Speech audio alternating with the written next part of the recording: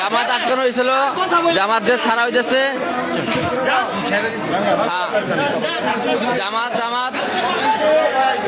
টাকার বিনিময়ে ভোট চায়, আটকানো হয়েছিল।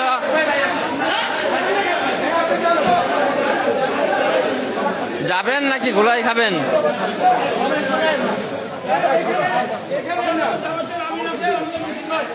এখানে মতিন ভাই বলছেন ওনাদের যেটা হচ্ছে এটা অন্যায় হয়েছে, এটা অন্যায় হচ্ছে।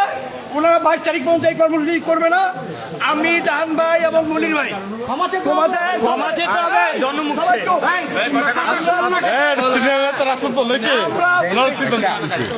আমরা তোমাদের সকলের পক্ষ থেকে আমি জাহান ভাই এবং মনির ভাই সিদ্ধান্ত নিয়েছি।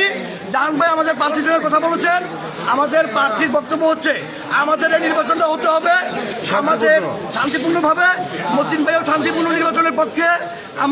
আমরা আশা করি এই যে অনাকাঙ্ক্ষিত যেটা হয়ে গেছে এটা ভবিষ্যৎ আর হবে না।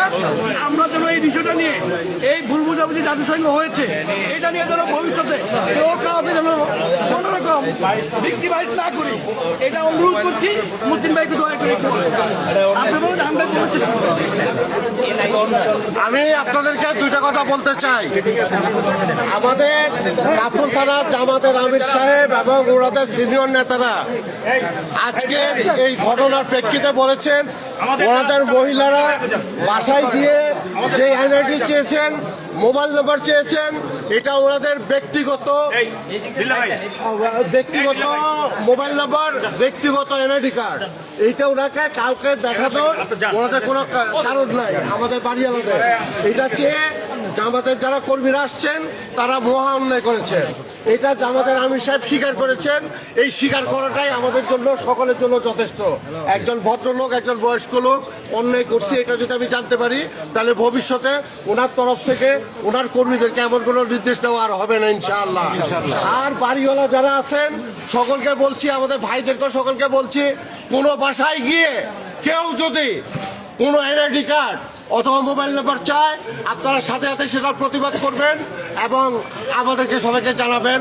কোনোভাবেই আপনারা দেবেন না, ঠিক আছে? আর আমরা এখানে নির্বাচন করতে আসছি।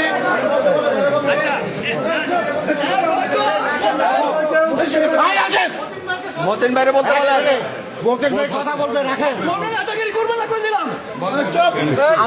আমরা এখানে নির্বাচন করতে আসছি। আমরা এখানে সুষ্ঠুভাবে সুন্দরভাবে সবাই মিলে সুন্দর একটা নির্বাচনের পরিবেশ আমরা সকলে মিলে বজায় রাখবো ইনশাআল্লাহ। এখন আমাদের কাফরুল থানা জামাতের আমির যিনি ঘটনার শুনে উনি এখানে দৌড়ে আসছেন, ভদ্রলোক আমাদের আব্দুল মতিন খান সাহেব, উনি সবার উদ্দেশ্যে দুটো কথা বলবেন। আসসালামু আলাইকুম ওয়া রাহমাতুল্লাহি ওয়া বারাকাতুহু। ওয়ালাইকুম আসসালাম ওয়া রাহমাতুল্লাহ। মানুষ ভুলের মাঝে কেউ বলতে পারবে না যে আমার ভুল নাই। ভুল হয়ে গেছে, এটার জন্য আমরা দুঃখিত। এই করার জন্য আমরা কেউ তাদেরকে বলি নাই। আগের থেকে তারা যে করছে অভ্যাসটা রয়েছে এই জন্য তারা আসছে। যখন আমরা শুনছি মহিলার ঘরে আটকে সেই জন্য আমরা আসছিলাম। তো আপনাদের সকলকে আন্তরিক ধন্যবাদ। আপনারা সকলে এই জিনিসটার প্রতিবাদ করছেন এবং এটা ফয়সলা করার জন্য যে আপনারা আগে আসছেন এই জন্য আন্তরিক ধন্যবাদ। আমরা যে ভুলটা হয়েছে এই ভুলটার জন্য আমরা ক্ষমা প্রার্থী।